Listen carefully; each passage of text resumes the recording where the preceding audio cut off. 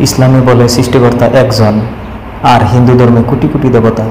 তাহলে আসল সৃষ্টিকর্তাকে? যদি ঈশ্বর একজন হন, তাহলে তিনি বারবার জন্ম কেন নেন? আর যদি আল্লাহকে দেখা যায় না, তাহলে আমরা তাকে কিভাবে চিনব? আজকের এই ভিডিওতে আমরা তুলনা করব ঈশ্বর কি মানুষ রূপ ধারণ করতে পারে এবং আসল এক ঈশ্বরে বিশ্বাস কাকে বলে।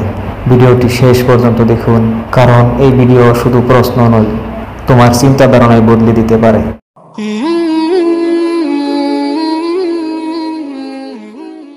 হাই জেমিনি, তুমি কি আছো? আমি ভালো আছি, ধন্যবাদ। আপনার দিনকাল কেমন যাচ্ছে? কোনো বিশেষ কিছু নিয়ে কি আমার সাথে আলোচনা করতে চান? হ্যাঁ। আচ্ছা, বলুন, আমি আপনার কথা শুনছি। ইসলাম ও হিন্দু ধর্মে সৃষ্টিকর্তা কতজন? ইসলাম ধর্মে আল্লাহ তাআলা হলেন একমাত্র সৃষ্টিকর্তা। হিন্দু ধর্মে সৃষ্টিকর্তা একজন, কিন্তু তার বিভিন্ন রূপ রয়েছে। আপনি কি এই বিষয়ে আরো কিছু জানতে চান? তাহলে বলো তো, হিন্দু ধর্মে একাধিক দেবতা থাকলেও কে প্রকৃত সৃষ্টিকর্তা? হিন্দু ধর্মে পরম সত্তা একজনই, যাকে ব্রহ্ম বলা হয়। এই ব্রহ্মেরই বিভিন্ন রূপ রয়েছে, যেমন ব্রহ্মা, বিষ্ণু ও শিব। তাই হিন্দু ধর্মে প্রকৃত সৃষ্টিকর্তা হলেন ব্রহ্ম। যদি ঈশ্বর একজন হন, তাহলে হাজার দেবতা কেন?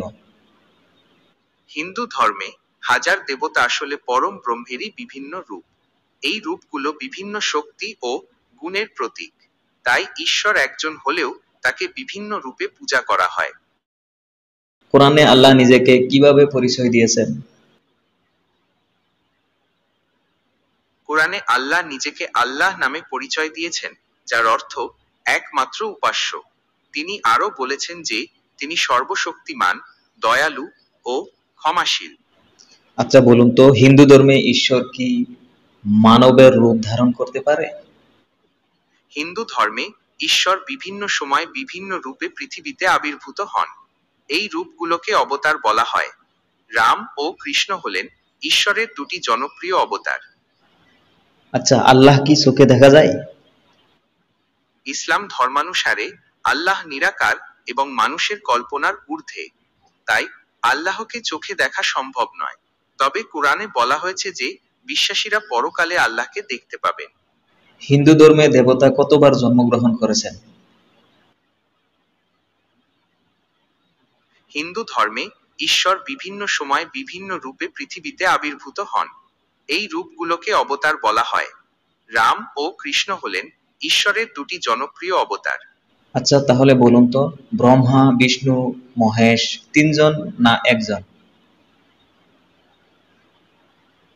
ব্রহ্মা, বিষ্ণু ও মহেশ্বর, এই তিনজন আসলে একই ঈশ্বরের তিনটি ভিন্ন রূপ। ইসলাম কেন মূর্তি পূজা হারাম করেছেন? ইসলামে মূর্তি পূজা নিষিদ্ধ, কারণ এটি আল্লাহর একত্ববাদের পরিপন্থী। ইসলামে বিশ্বাস করা হয় যে আল্লাহ নিরাকার এবং তার কোনো প্রতিমূর্তি নেই। মূর্তি পূজা শিরকের শামিল, যা ইসলামে সবচেয়ে বড় পাপ হিসেবে গণ্য।